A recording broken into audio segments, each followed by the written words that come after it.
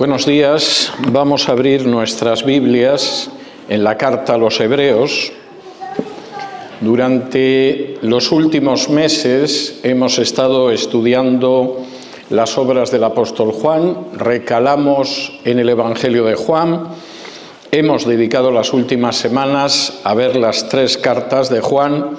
Vamos a cambiar de autor y vamos a entrar en uno de los escritos que yo me atrevería a decir que es más relevante de todo el Nuevo Testamento. No es que haya escritos en el Nuevo Testamento que no tienen relevancia, pero efectivamente este es un texto muy importante. Vamos a ir al capítulo 1 de la carta a los Hebreos.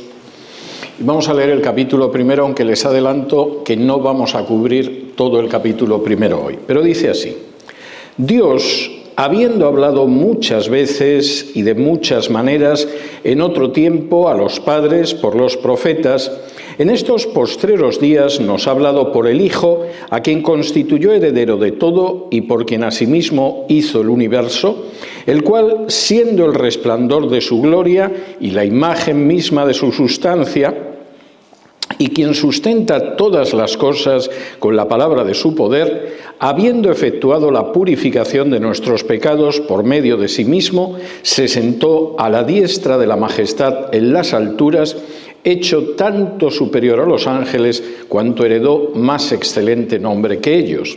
Porque ¿a cuál de los ángeles dijo Dios jamás: mi hijo eres tú, yo te he engendrado hoy? Y otra vez: yo seré a él padre y él me será a mi hijo. Y otra vez, cuando introduce al primogénito en el mundo, dice: adórenlo todos los ángeles de Dios. Ciertamente de los ángeles dice: el que hace a sus ángeles espíritus y a sus ministros llama de fuego. Mas del Hijo dice: tu trono, oh Dios, por el siglo del siglo. Cetro de equidad es el cetro de tu reino. Has amado la justicia y aborrecido la maldad, por lo cual te ungió Dios, el Dios tuyo, con óleo de alegría más que a tus compañeros. Y tú, oh Señor, en el principio fundaste la tierra y los cielos son obra de tus manos. Ellos perecerán, mas tú permaneces, y todos ellos se envejecerán como una vestidura, y como un vestido los envolverás y serán mudados, pero tú eres el mismo y tus años no acabarán. Pues ¿a cuál de los ángeles dijo Dios jamás: siéntate a mi diestra hasta que ponga a tus enemigos por estrado de tus pies? ¿No son todos espíritus ministradores enviados para servicio a favor de los que serán herederos de la salvación? La carta a los Hebreos es una carta muy especial. Algunos la incluyen entre las cartas de Pablo, pero es obvio que Hebreos no lo escribió Pablo. Si ustedes se dan cuenta, Hebreos aparece aparte del resto de las cartas de Pablo. Las cartas de Pablo no están ordenadas en el Nuevo Testamento por el orden en el que se escribieron, por orden cronológico, sino que están escritas de la más larga a la más corta. Por eso la primera que aparece es Romanos y la última que aparece es Filemón, que es una carta cortita. Hebreos está separada como están separadas las cartas de Pedro, como están separadas las cartas de Juan o como está separada la carta de Santiago. En segundo lugar, y a diferencia de las cartas de Pablo, Hebreos no cita a Pablo como su autor. Cualquier carta de Pablo a la que ustedes van aparece diciendo Pablo, apóstol, etcétera, etcétera. Tiene una presentación. En la carta a los Hebreos no aparece. Y hay una tercera razón por la que Hebreos no es una carta paulina, no es una carta de Pablo, y es que, aunque en español cuando se lee el estilo no parece tan distinto de alguna de las cartas de Pablo, la verdad es que el estilo es muy diferente cuando se lee en griego. Es otra persona que conoce muy bien el griego también, que seguramente tiene el griego como la lengua más utilizada, pero no es el griego de Pablo ni mucho menos.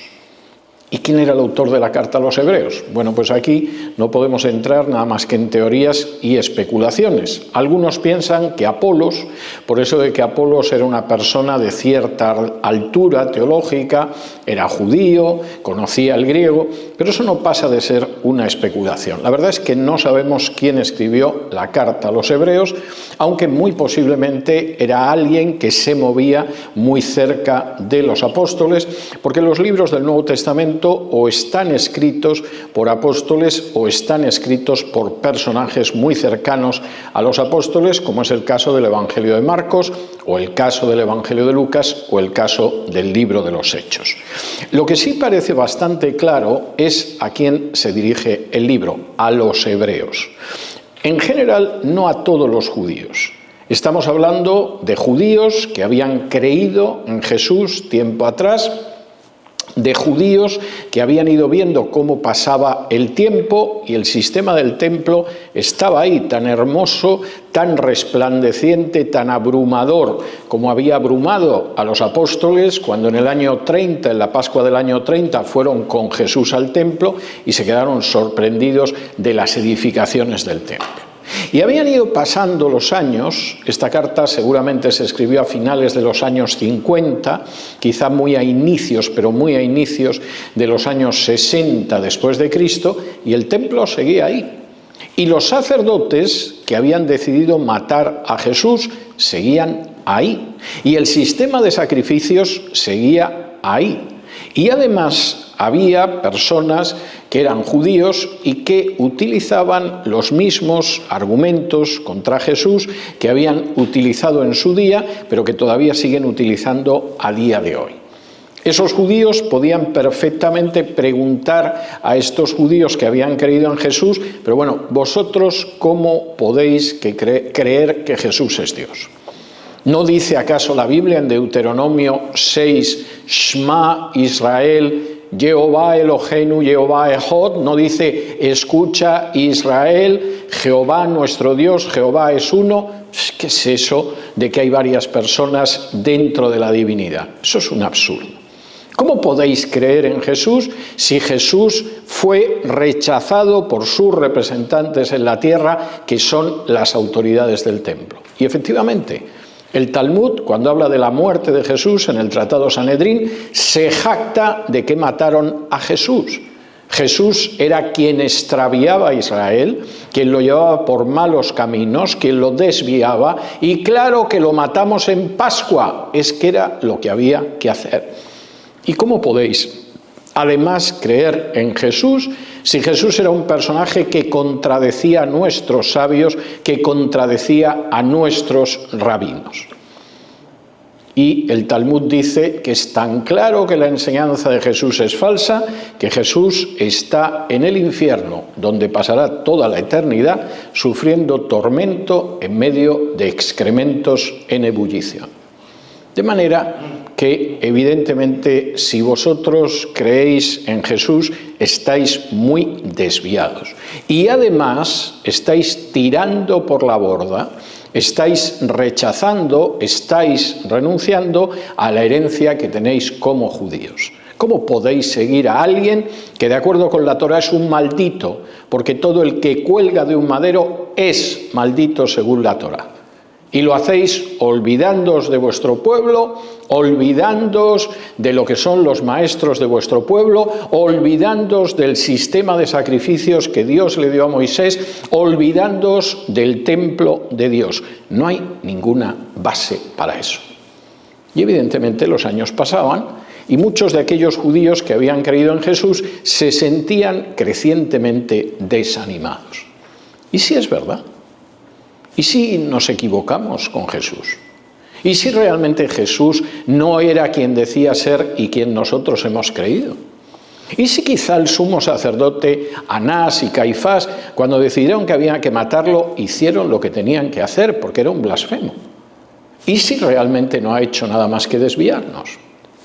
Y la carta a los hebreos, eso sí, al final señala que había gente que ya no iba a las reuniones en esa congregación porque estaban cansados, estaban desanimados y posiblemente tenían enormes dudas sobre quién era Jesús en esos momentos. Y el autor de la carta a los hebreos decide escribirles y decide mostrarles lo razonable que es todo lo que han creído hasta ese momento. Es más, va a empezar con una cuestión tremendamente importante.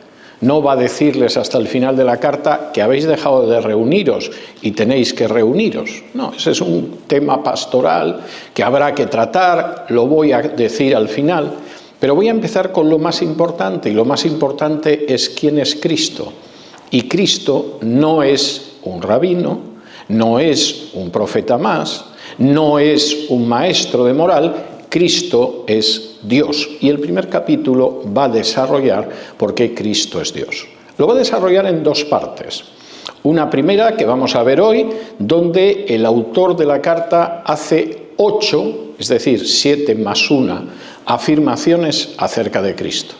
Y una segunda parte en este capítulo 1, que espero que podamos ver la semana que viene, Dios mediante, donde va a basar en la Biblia precisamente lo que vamos a ver hoy. Donde no solamente va a afirmar lo que tiene que afirmar, sino que además va a decir, y por cierto, que esto está en el Antiguo Testamento, que no me lo estoy inventando, que los maestros que os quieren desviar de Jesús son los primeros que tendrían que saberlo. ¿Y por qué empieza con Jesús? Pues, queridos amigos, porque el mensaje del Evangelio siempre comienza con Jesús. Nuestro testimonio puede tener una importancia relativa. Podemos contar cómo el Señor, en un momento determinado, nos arrastró hacia Él. Podemos contar cómo estuvimos muy apartados de Él y en un momento el Señor nos salvó de esa situación.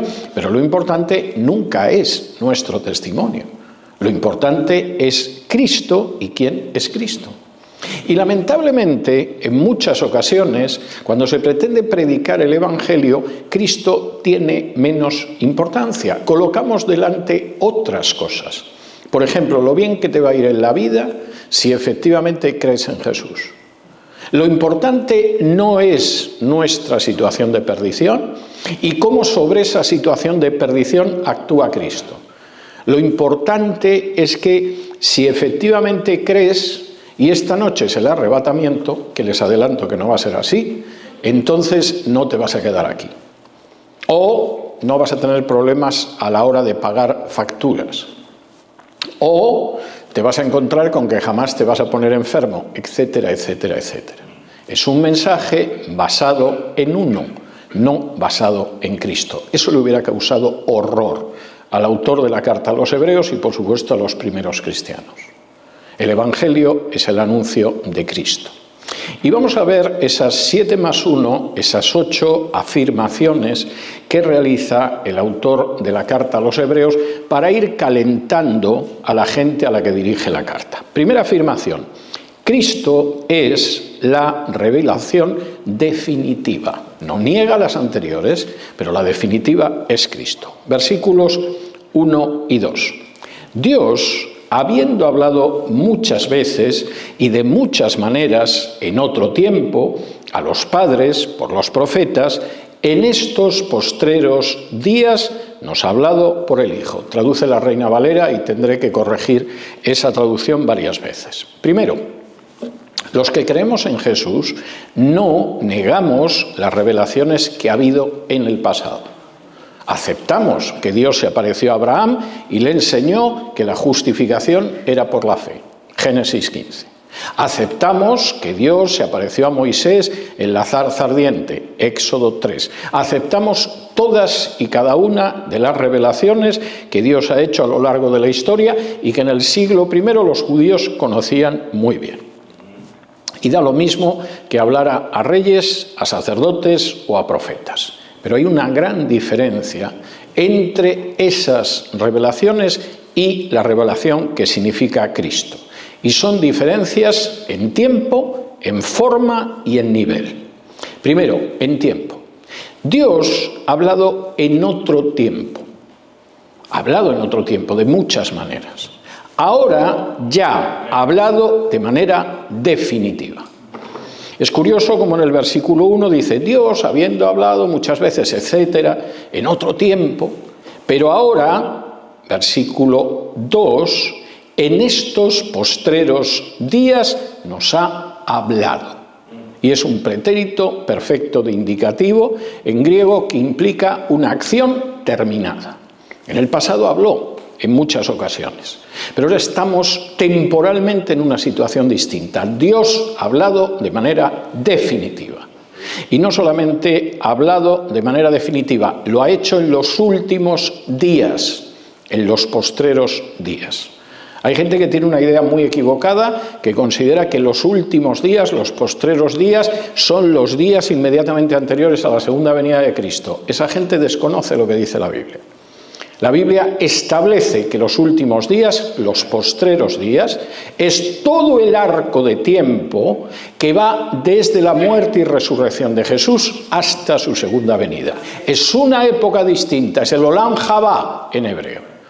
Y él dice, sí, en otro tiempo habló en varias ocasiones, pero ahora ha hablado de manera definitiva. Y además, porque este es el último tiempo. No porque Cristo vaya a volver la semana que viene, como pensaría algún ignorante, o algún charlatán o algún falso profeta, sino porque vivimos en esa época de la historia totalmente diferente porque ya ha venido Cristo. Segundo, también la revelación es distinta no solo por el tiempo, sino por la forma. Versículo 1, habló muchas veces y de muchas maneras. A veces se manifestaba en la zarza ardiente. A veces aparecía en la forma del ángel de Jehová. A veces era como un silbo suave que escuchaba Elías y se quedaba sorprendido de que fuera un silbo suave. A veces era en sueños, era de muchas maneras y de muchas formas. Ahora ha hablado de manera definitiva y lo ha hecho a través de Cristo. Tercero, el nivel es diferente. Cualquiera de los profetas, cualquiera de los que recibió una revelación de Dios, recibieron revelaciones importantes. Pero ahora Dios no ha hablado a través de profetas, a través de reyes, a través de sacerdotes, ha hablado Él mismo como Hijo. La traducción que aparece en el versículo 2 por el Hijo es una traducción muy débil del original griego y que induce a error. No es que, igual que habló a través de Moisés, ha hablado a través del Hijo, sino que en el pasado habló a través de los profetas y ahora ha hablado como Hijo, literalmente en griego, en Hijo. Esta no es una revelación como las anteriores. Aceptamos todas las revelaciones anteriores, pero no se pueden comparar con el hecho de que Dios, como Hijo, se haya revelado y lo haya hecho de manera definitiva. Y esto hay que decirlo desde el principio, mis queridos hermanos hebreos. No es lo mismo la revelación de Jesús que todas las anteriores. Y además, el único que es normativo para nosotros es nuestro Señor, a diferencia de los otros personajes. Cualquiera de las personas que esté viniendo, por ejemplo, a los estudios de Génesis, sabe que se aprende mucho con el libro de Génesis. Seguramente, como dice Héctor de vez en cuando, más de lo que pensábamos que íbamos a aprender y viendo cosas que hemos leído varias veces el Génesis y que no habíamos visto antes. Pero ninguno de esos personajes es normativo. Abraham no es normativo en nuestra vida. Es más, a veces nos enseña lo que no tenemos que hacer. Isaac no es normativo en nuestra vida. A veces es el ejemplo de aquello en lo que no deberíamos caer. Y ahora que hemos empezado a estudiar Jacob, no tengan la menor duda de que no es normativo. Como no lo es Moisés, o no lo es David, o no lo es Salomón. El único personaje que es normativo para nuestra vida, que es una revelación total, absoluta y definitiva, es Cristo. Amén. Y el autor de la carta a los hebreos lo deja muy claro desde el principio. Primero, aclararos. Nosotros que creemos en Jesús admitimos todas las revelaciones parciales, de la forma que sea, de las maneras que hayan sido, las veces que hayan sido en el pasado. Pero sabemos que Jesús es distinto en el tiempo, en la forma y en el nivel. Y ahora, después de esta introducción, voy a deciros algunas cosas. Primero, es distinto porque se da la circunstancia, y esto es algo verdaderamente impresionante. Hay 7 afirmaciones, y en griego, además, gramaticalmente es impresionante. Después de hacer una afirmación, va enhebrando, encadenando, hilando 7 oraciones subordinadas que hablan de lo que ha hecho Cristo. En términos gramaticales tengo que decir que el texto griego es verdaderamente impresionante, cómo se encadena. Cuando lo lees en español esto no se ve tan claro. Pero va a decir 7 cosas. La primera, ya la ha dicho, es que la revelación en Hijo es superior a cualquier otra. En el tiempo, en el espacio, en la forma, en el nivel. Y esto además tiene consecuencias, porque, como dice el versículo 2, en estos postreros días nos ha hablado por el Hijo, a quien constituyó heredero de todo. Esto es muy importante. Ni Caifás, ni Anás, ni cualquiera de los miembros de la casa de Herodes, por supuesto ningún rabino actual, ni siquiera el rabino Schneerson, jefe del Chabad Lubavitch, que algunos de sus seguidores, muchos consideraban el Mesías y que por lo visto es el referente espiritual de Javier Milei, entre otros, ha sido jamás hecho el heredero de todo. Jamás. El único que es heredero de todo es Cristo. Y aquí hay una diferencia tremenda. Os puede gustar, os puede no gustar. Podéis pensar en el presidente del Estado de Israel, en el primer ministro del Estado de Israel o en cualquier rabino que viva en Brooklyn. Pero el heredero de todo no es nada más que Jesús. Y esto es muy importante.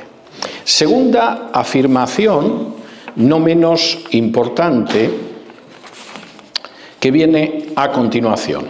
Versículo 3, el cual siendo el resplandor de su gloria. Y esto es algo verdaderamente inmenso.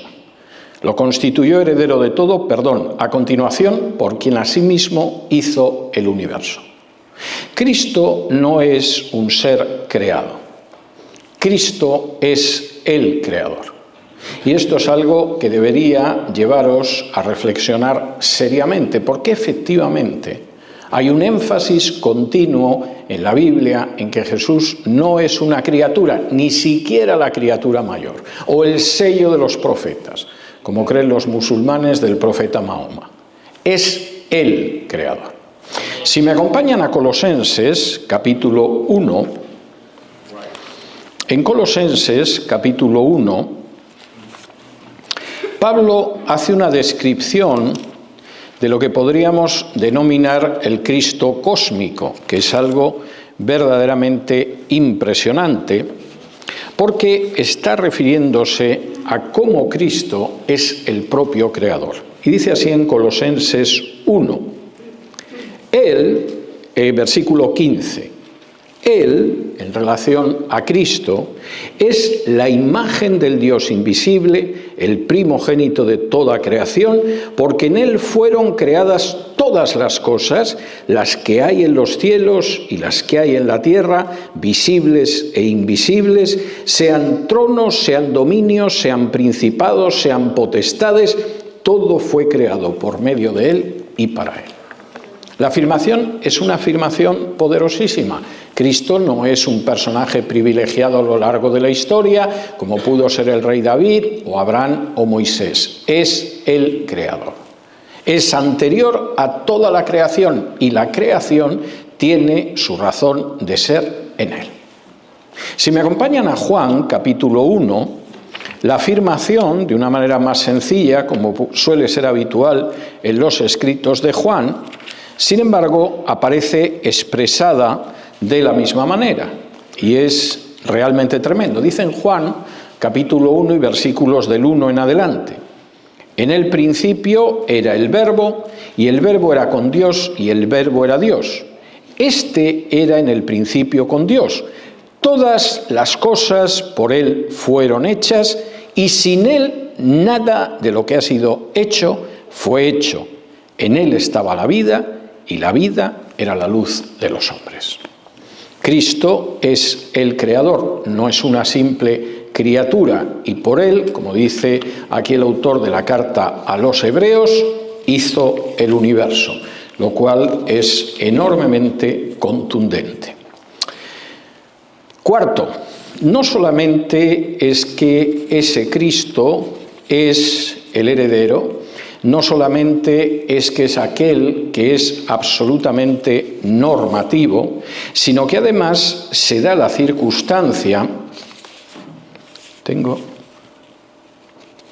Estoy despistado porque me parece hasta que he perdido una página. No solamente eso, sino que, como dice el versículo 3 en Hebreos, además es el resplandor de su gloria. Y esta de nuevo es una afirmación sobre Jesús verdaderamente tremenda.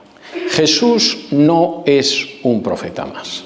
El resplandor de la gloria es la propia gloria de Dios. El término en griego, además, es un término muy poderoso, es el apaugasma tes doses, el resplandor de la gloria, que es algo como decir que los rayos del sol evidentemente nos permiten ver lo que es el sol.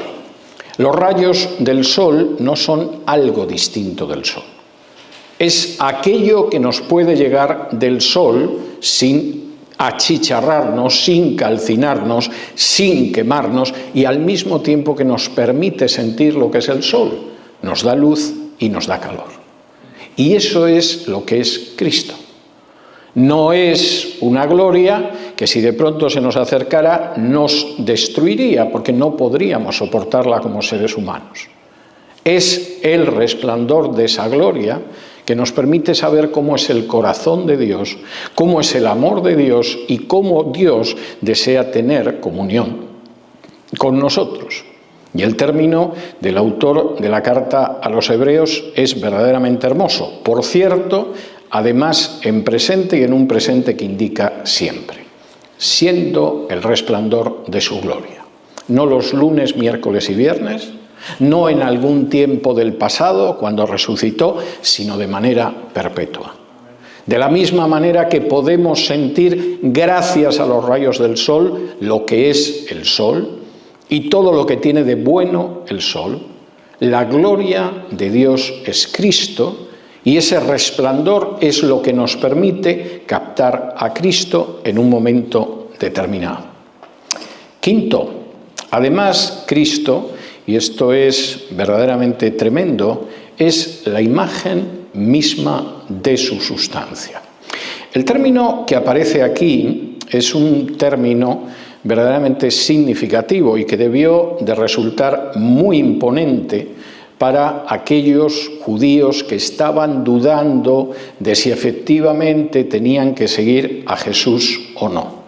Porque el término que aquí se traduce como imagen, en griego es charakter, y significa la expresión exacta. De ahí viene nuestra palabra carácter, y es una palabra que en griego significa la expresión exacta.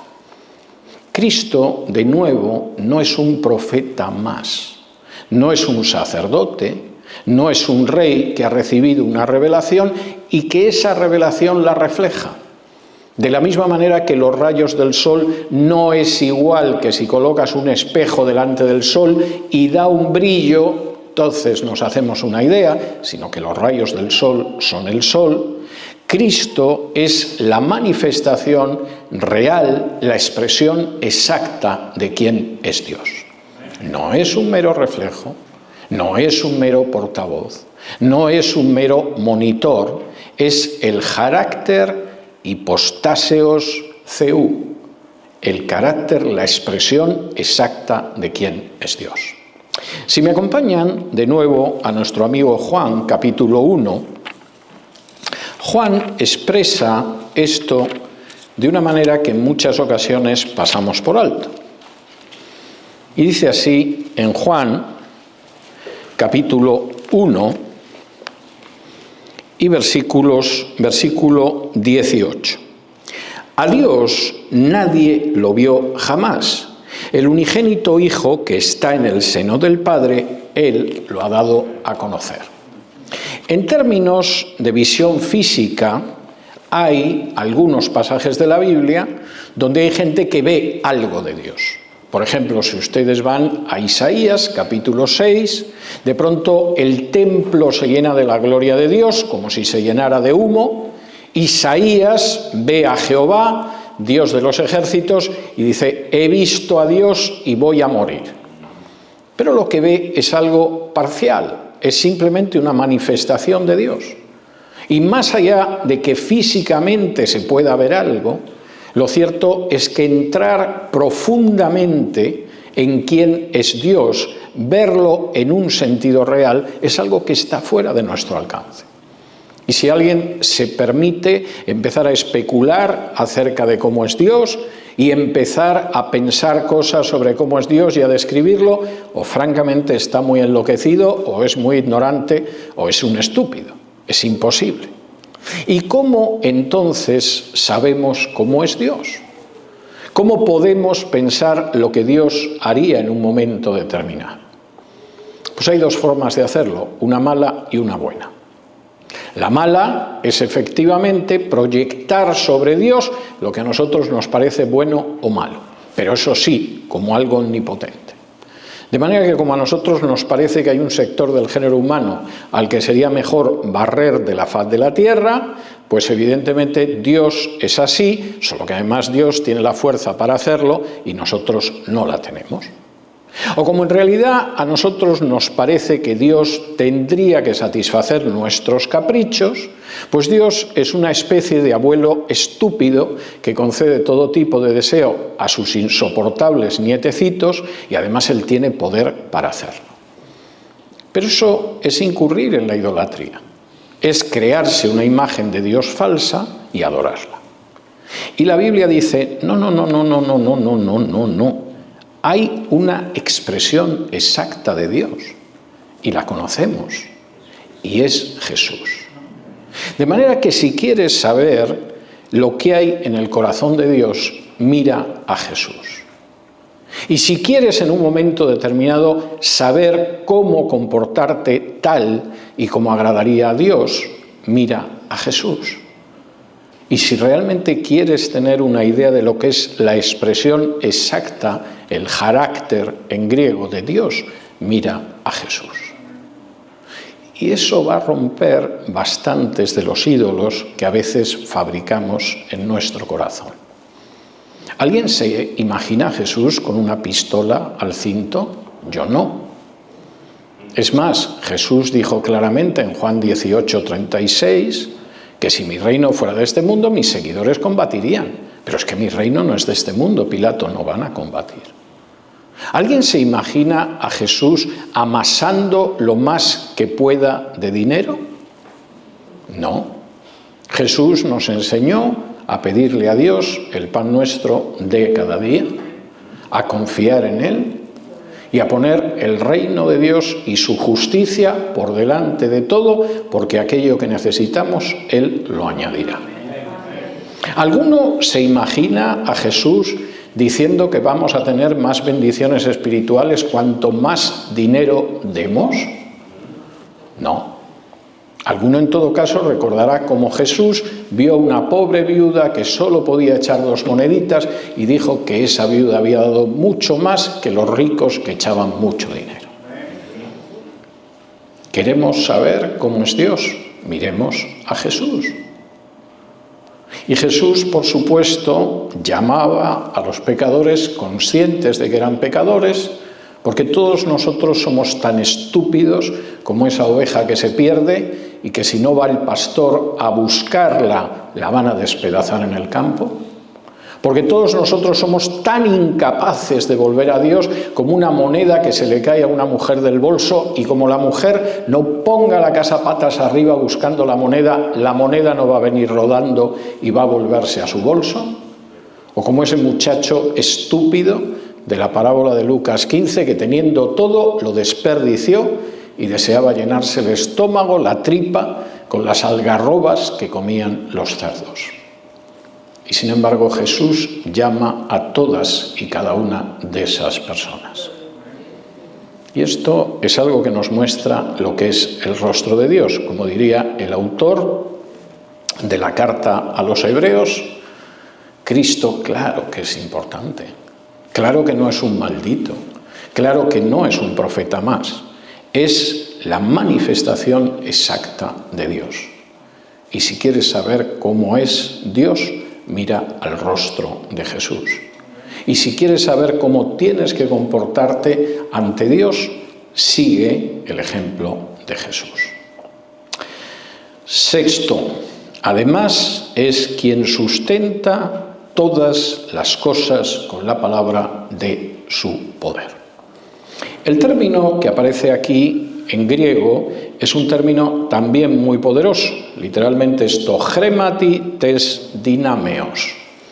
Chrema es palabra, pero es palabra en el sentido de orden. Tú puedes pronunciar una palabra, o yo la puedo pronunciar en un momento determinado, mejor o peor, pero que no tenga en sí una especial relevancia. El chrema es una orden.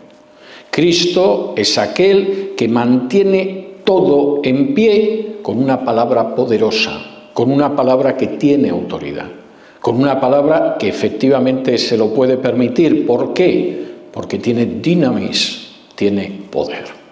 Y por cierto, esa palabra griega es el origen de nuestra palabra dinámica y es el origen de nuestra palabra dinamita. Es una palabra extremadamente poderosa. Cristo conduce todo hacia la consumación. No es un personaje al que los acontecimientos de pronto se le vinieron encima y acabó en la cruz, porque es que, lo que tenía enfrente era tan importante que solo podía acabar ahí, las cosas se le fueron de las manos, las calculó mal, cuando te quieres dar cuenta te han clavado un madero. No, Cristo es el que sustenta todo con la palabra poderosa de su poder. Y no lo sustenta en el futuro, sino que es algo que ya sucede ahora. Séptimo, Cristo no solamente es todo lo que hemos visto hasta ahora, no solo es el heredero de todo, no solo es quien hizo el universo, no solo es el resplandor de la gloria de Dios, no solo es la expresión exacta de Dios, no solo es el que mantiene todo en pie en el cosmos y lo conduce hacia su consumación, sino que es algo tremendamente importante. Séptimo, habiendo efectuado la purificación de nuestros pecados por medio de sí mismo. Si me acompañan a Colosenses, capítulo 1, Pablo vuelve a mencionar este aspecto. Colosenses, capítulo 1, y después de que Pablo, este es un paralelo interesante, después de que Pablo ha mostrado quién es Cristo, cómo en él fueron creadas todas las cosas, cómo todo fue creado por medio de él y para él, dice así en los versículos 19 y 20. Por cuanto agradó al Padre que en él habitase toda plenitud, y por medio de él reconciliar consigo todas las cosas, así las que están en la tierra como las que están en los cielos, haciendo la paz mediante la sangre de su cruz. Esta referencia a la sangre desaparece, por ejemplo, en las versiones del Nuevo Testamento basadas en Westcott y Hort, porque a Westcott y Hort la referencia a la sangre de Cristo y a la expiación les producían, según sus propias palabras, un enorme horror, lo que hace pensar en el tipo de cristianos que podían ser. Pero para el autor de la carta a los Hebreos esto es muy importante. Todo lo anterior es importante. El que Dios se haya manifestado finalmente en Cristo, en que sea el Mesías, en que sea el resplandor de su gloria, en que para conocer a Dios tengamos que mirarlo a Él, el que sustente todo. Pero ahora viene una cuestión que tiene que ver muy directamente con nosotros. La purificación de nuestros pecados no la podemos hacer ninguno de nosotros. No podemos comprar el perdón de Dios. No podemos presentar un sacrificio que perdone nuestros pecados. No podemos someternos a una ceremonia o a un rito que lo que haga es liberarnos del pecado. No está en nuestras manos, simplemente no lo está.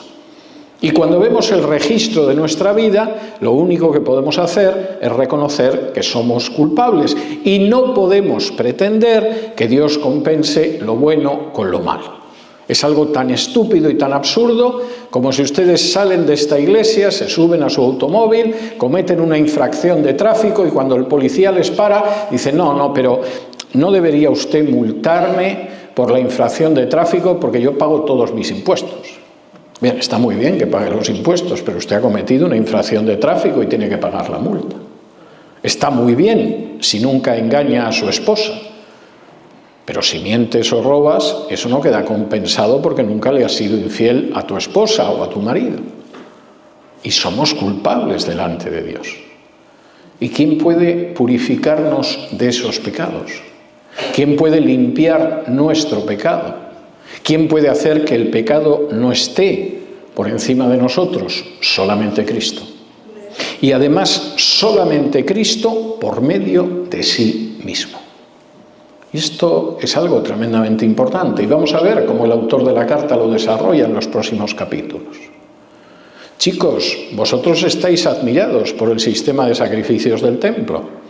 Llega Yom Kippur, el sumo sacerdote pone las manos sobre la cabeza del animal, después sacrifica al animal y os creéis que eso os purifica. No, ¿cómo os va a purificar la sangre de un carnero? En un momento determinado cometéis cierto pecado y entonces tenéis que llevar otro sacrificio al templo. Si sois pobres, son solamente 2 tórtolas o 2 palomas. No es fácil porque el templo se ha convertido en una cueva de ladrones y generalmente los profesionales de la religión siempre sacan un beneficio y si lleváis vuestras tórtolas o vuestras palomas al templo de Jerusalén, os van a decir que no valen, que son imperfectas. Mejor compra las tórtolas ahí. Te van a costar 10 veces más, pero son tórtolas con garantía.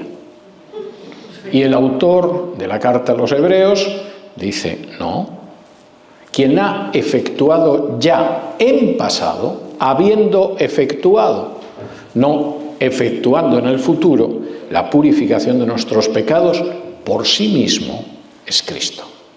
Es algo muy distinto que esa gente del templo. Y octavo y último, y esto es tremendamente relevante, se sentó a la diestra de la majestad en las alturas. Cristo no solamente se ha ofrecido por nosotros, no solamente ha purificado nuestros pecados, sino que esa purificación está consumada. El autor de la carta a los Hebreos, en un momento determinado, hablará de cómo los sacerdotes judíos están de pie mientras ofrecen sacrificios. Nunca se pueden sentar, porque en realidad esos sacrificios no limpian nada, simplemente apuntan a un sacrificio que tendría que venir en el futuro. Pero como dice aquí, cuando Cristo realizó la purificación por nuestros pecados, se pudo sentar a la diestra de Dios en las alturas. Porque efectivamente esa purificación quedó realizada. No tenía que estar de pie, no tenía que esperar al próximo desdichado que viniera a ofrecer un sacrificio, no tenía que esperar a la siguiente fiesta. Lo hizo y se pudo sentar. Pero ese sentarse, además, dentro del lenguaje del Antiguo Testamento, tenía una enorme significación. En los Salmos, Dios le dice al Mesías, siéntate hasta que ponga a tus enemigos como escabel de tus pies.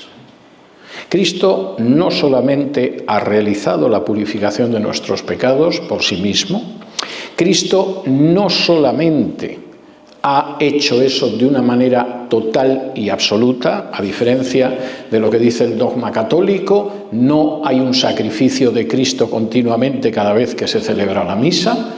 Como veremos en Hebreos, Cristo se ofreció en sacrificio una vez y para siempre, pero además, en estos momentos, puede estar esperando sentado en un sentido literal a que el fruto de la obra de Cristo acabe consumándose hasta su plena manifestación.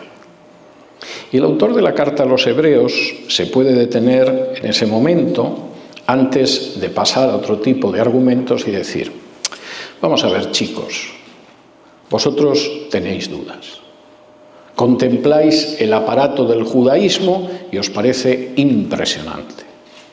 Miráis esa exhibición de religiosidad y os esponjáis. Incluso recordáis que sois judíos y eso os hace sentiros orgullosos. Hay un sentimiento nacional. En el fondo somos superiores a los goín, que en el fondo somos superiores. Se ve desde la superficie. Y el autor de la carta a los hebreos dice, mira, no os engañéis. O estáis con Cristo o estáis sin Cristo. Y eso no es una diferencia pequeña. No es como el hecho de que yo interpreto la Torá según la visión del rabino Hillel. Y entonces soy algo más flexible en relación a lo que tengo que pensar de los gentiles, soy algo más flexible en cuanto a ciertos mandamientos, o por el contrario, pertenezco a la escuela del rabino Shammai y entonces soy bastante más estricto. Por ejemplo, el rabino Hillel considera que si mi mujer quema la comida, me puedo divorciar de ella. Porque esto de que te ofrezcan una comida que te han quemado, después de que estás trabajando todos los días, es intolerable. Y si esta señora no es capaz de cumplir con algo tan elemental y en el fondo tan sencillo como darte bien de comer, pues mira, divórciate de ella y cásate con otra. Y algunos dirían, no, pero yo en realidad veo las cosas más claras con las interpretaciones del rabino Shammai. Claro que la Biblia permite el divorcio, ¿no? Pero por adulterio. Si se le han quemado las lentejas, pues es una desgracia, pero en fin, tanto como para divorciarse de la mujer parece un poco extremo, ¿no? Ah, claro, si se va con otro ya la cosa varía. No, aquí no estamos discutiendo de escuelas rabínicas, ni estamos discutiendo del sacerdocio, ni cosa parecida. Cristo es normativo porque es Dios hablando de manera definitiva. Cristo es importante para nosotros porque quien hereda todo y todas las promesas es Cristo y no podemos heredarlas sin Él y sin Él no las vamos a heredar. Cristo es importante porque es el Creador y no solo es el Creador, además es el resplandor de la gloria de Dios, el que permite que nos llegue la gloria de Dios sin que nos consuma. Y Cristo es la manifestación, la expresión exacta de lo que es Dios. Imaginar lo que es Dios sin mirar a Cristo nos permite ver fragmentos diminutos de lo que es Dios, pero también nos deja mucho terreno para equivocarnos. Y Cristo es el que mantiene este mundo, aunque cuando te levantas por la mañana y ves las noticias, parece que este mundo se puede desplomar en cualquier momento. Cuando a las 5 de la mañana me levanto, salvo los lunes que me levanto a las 4, y ya llevan horas haciendo el mal en Europa, y entonces veo las noticias, la sensación que da es que este mundo se ha vuelto loco, se va a caer a pedazos en cualquier momento. Y el autor de la carta a los hebreos dice, no. Este mundo sigue en pie porque Cristo lo sostiene con la palabra de su poder y lo conduce hacia su consumación. Pero seguramente más importante que eso para cada uno de nosotros es que Cristo ha perdonado nuestros pecados y lo ha hecho muriendo en la cruz por nosotros. Y ese sacrificio ha quedado tan consumado que, a diferencia de los sacerdotes del orden mosaico, Él se ha podido sentar a la diestra de Dios. Y ahí espera la consumación de la historia. Por eso es importante leer en Cristo, mis queridos compatriotas judíos, diría el autor de la carta a los hebreos. Porque de entrada Jesús no solo es un hombre, es Dios y es todo lo que podemos ver acerca de Dios a día de hoy. Y uno diría, bueno, eso es muy bonito, pero ¿de dónde sacas eso? No se pierdan la apasionante predicación de la semana que viene, donde veremos cómo el autor de la carta a los hebreos les explica cómo la Biblia ya dejaba muy claro que el Mesías no iba a ser solo un hombre, que el Mesías era infinitamente superior a los ángeles y que el Mesías era el propio Dios encarnado. Vamos a orar. Padre nuestro, Te damos muchísimas gracias por esta mañana de domingo, te damos muchas gracias porque hemos podido venir aquí, porque nos podemos dirigir a ti en oración, porque podemos alabarte, porque podemos cantarte, porque podemos tener comunión con los hermanos, porque podemos ayudarnos los unos a los otros, porque podemos también aprender de tu palabra. Te damos muchas gracias porque eres muy bueno con nosotros. Y te damos muchísimas gracias porque en estos últimos días has hablado de manera definitiva como hijo, en hijo. Y te damos gracias porque Jesús es incomparable, porque sabemos que Él es el Creador, porque sabemos que Él sustenta la creación, porque sabemos que Él se ha podido sentar a tu diestra después de consumar el sacrificio expiatorio de su cuerpo para nuestra salvación. Porque además de todo eso, Padre, Él va a conducir la historia hacia su consumación. Y Padre, te pedimos que cada día nos enseñes siquiera un poquito más de ti y que lo sigas haciendo como hasta ahora en estos últimos tiempos, mediante la observación y el aprendizaje y el seguimiento de Jesús. Que no permitas que nosotros creemos falsos dioses, que creemos imágenes de ti que lo único que hacen es satisfacer nuestros caprichos, sino que cada día más nos vayamos convirtiendo en esos hombres, en esas mujeres a imagen de Jesús, que nos vayamos desnudando del viejo hombre, de la vieja mujer, para revestirnos de ese Jesús que es tu manifestación autorizada. Que no tengamos dudas a la hora de tomar decisiones, porque basta con que digamos qué haría Jesús en estos momentos. Y te damos gracias en su nombre, mientras encomendamos esta semana que empieza hoy en tus manos. En el nombre de Jesús. Amén. Que Dios los bendiga.